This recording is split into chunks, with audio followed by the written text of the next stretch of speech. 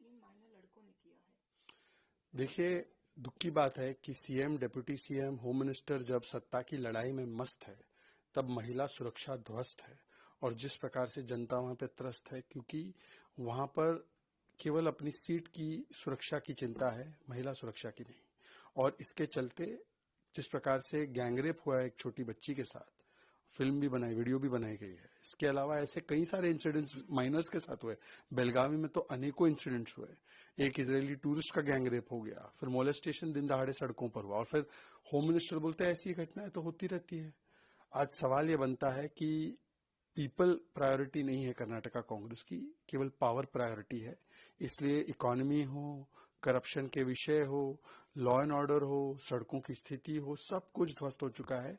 और जो महिलाओं पे बोलने वाली प्रियंका वाड्रा है, लड़की लड़ सकती हूँ, वो आज चुप क्यों है? Sir, a girl 13 years old has been gang raped by 3 minor boys. The state of law and order in Karnataka has completely collapsed. The CM, Deputy CM, Home Minister are involved in fight over chair, and they are for chair ki suraksha. But rather than that, women's suraksha has gone for a complete toss under the Congress party.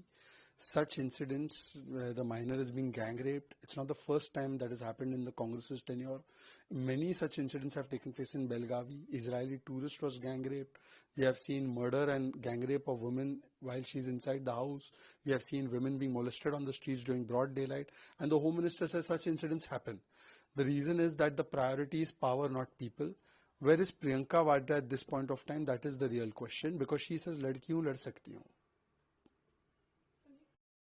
Himachal Pradesh में जो है एक assistant professor द्वारा एक 19 साल की दलित student को जो है वहाँ पे हरेस किया गया, सेक्सुअल हरेसमेंट का केस वहाँ से भी है।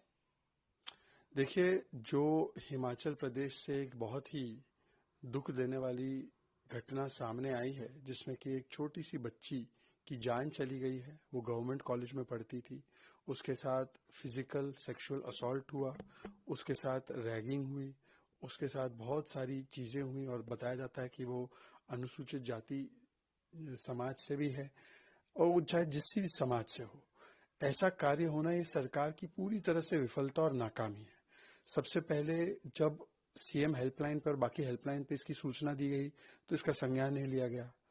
उस असिस्टेंट प्रोफेसर जिसने, जो बच्ची ने कहा कि अजीब हरकतें करता था, उसको संरक्षण दिया गया। पुलिस कंप्लेंट और पुलिस की कार्रवाई में देर की गई, पूरा प्रयास किया गया बचाने के लिए। और जो मॉनिटरिंग एजेंसीज है, या जो एजेंसीज का काम है, सरकारी एजेंसीज का, कि ये देखना कि वहाँ के कॉलेजेस में इस प्रकार की घटनाएं ना हो, वो क्या कर रही थी?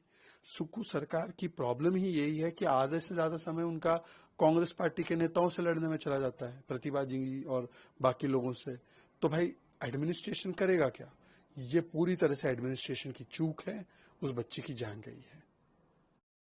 In connection with the sexual harassment and ragging of the 19-year-old Dalit girl in the college. It is most unfortunate that a young life of a Dalit girl has been lost. She studied in a government college. She was abused, physically abused, sexually exploited, and then she was ragged, and the life has been lost.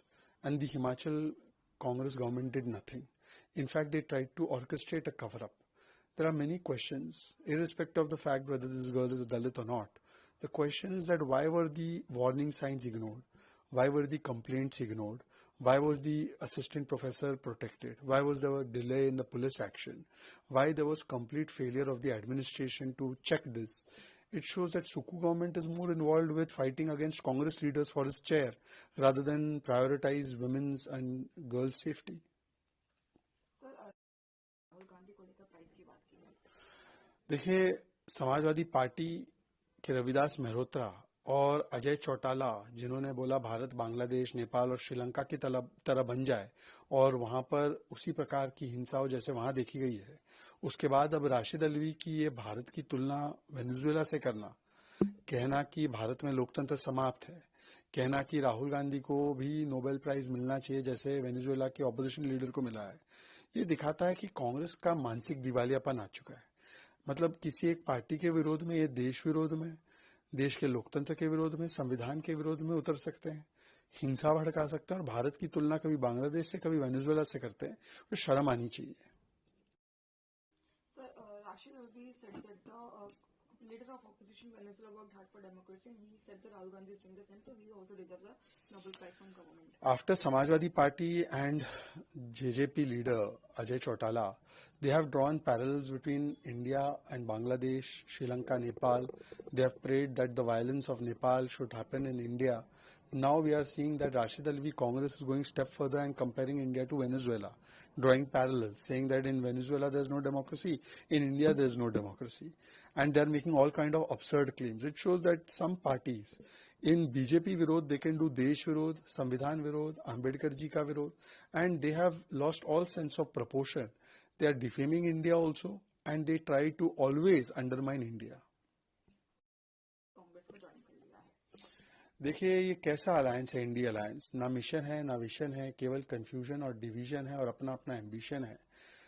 परसों तक कांग्रेस बोल रही थी TMC vote डकैती कर रही है, अब उनकी सांसद डकैती हो गई है टीएमसी वालों की.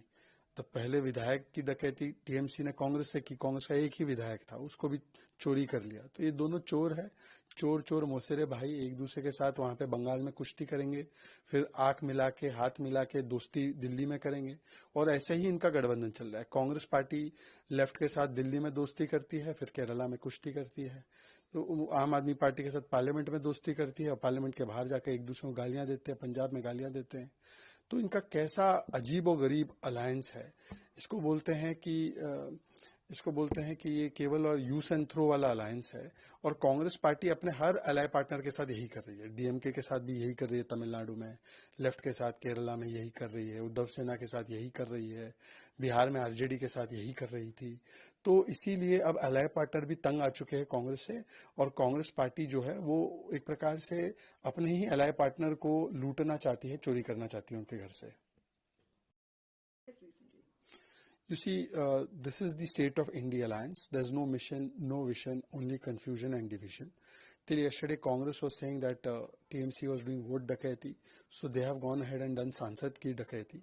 And earlier, TMC has done Vidhayak ki dakaiti from Congress. So they are both robbers and stealers from each other. They are robbing. So they are made for each other actually. But see, it is a unique situation. Congress will have friendship with TMC in Delhi and they will abuse TMC in Bengal. They will have friendship with left in Delhi, they will abuse left in Kerala. They will have friendship with Aam Aadmi Party in Parliament and they will abuse Aam Aadmi Party outside Parliament. They will have friendship with RJD in Delhi. In Bihar, they will fight against each other. The friendly contest will be there. They will have alliance with DMK in Delhi. They will abuse DMK in Tamil Nadu. So Congress's nature is that they want to just undermine their allies in the alliance. They are now resorting to stealing and looting from their own ally partners. देखिए, अब बहुत दिनों से हम देख रहे थे कि राहुल हटाओ, प्रियंका लाओ, कांग्रेस बचाओ, इस प्रकार का नारा चल रहा था. और राहुल कैंप पे बड़ा प्रेशर था प्रियंका कैंप से कि प्रियंका जी ही लीड करेगी कांग्रेस पार्टी को. तो अब प्रियंका जी ज्यादा उनको उनके कैंप की तरफ से हमले ना हो, इसलिए प्रियंका जी को एक जिम्मेदारी दे दी गई है. हालांकि जब उनको उत्तर प्रदेश की जिम्मेदारी लास्ट दी गई थी तो हमने देखा कि प्रियंका जी ने 2 में से 1 लोकसभा सीट हरवा दी और 6 विधायक थे तो इनोवा में आते थे पहले, फिर 2 आ गए तो फिर रिक्शा में आने लगे. तो ये तो प्रियंका जी की उपलब्धियां हैं. तो प्रियंका जी को शुभकामनाएं. परंतु जो अब राहुल जी जो है 95 इलेक्शन हार गए तो जनमत तो रहा नहीं और उनके अलाय पार्टनर भी उनके साथ नहीं, तो संगत भी रहा नहीं और जनपद में भी उनके ऊपर कोई विश्वास बचा नहीं. क्योंकि रॉबर्ट वाड्रा जी हो, इमरान मसूद जी हो, शशि थरूर हो, दिग्विजय सिंह हो, सब कह रहे राहुल हटाओ, प्रियंका लाओ. तो मुझे लगता है कि उसकी शुरुआत कहीं ना कहीं हो चुकी है. Screening committee of All India Congress Committee, they made Priyanka Gandhi as a chairperson of Assam. You see, for a long time now, there has been Rahul Hatao, Priyanka Lao. This kind of pressure was being exerted on Rahul camp. And therefore, Priyanka camp has now managed to get some kind of responsibility. Rahul camp has had to concede. Although we know that performance of Priyanka ji is no better than Rahul ji. Rahul ji currently is in Vietnam, Priyanka ji is in India, but she has no better performance because when she was in charge of Uttar Pradesh, she ensured that out of 2 seats, party lost 1 seat, and out of 6 MLAs, party was reduced to 2 MLAs. So she is also not any kind of star performer for Congress party. Of course, she is for BJP. She and Rahul both are star performers. But having said that, Rahul ji has lost 95 elections, so there is no Janmat. Rahul ji does not have confidence of ally partners like Omar Abdullah, Supriya Sule, or DMK leaders or TMC, anybody. So he does not have Sangat. And now even Janpat is after him. So Robert Vadra, Imran Masood, Tharoor ji, Digvijay ji, all of them are saying Rahul hatao, Priyanka lao. So I think that plan is being executed. Dhire dhire karke they are removing Rahul ji and telling him stay in Vietnam only, and Priyanka ji is taking over.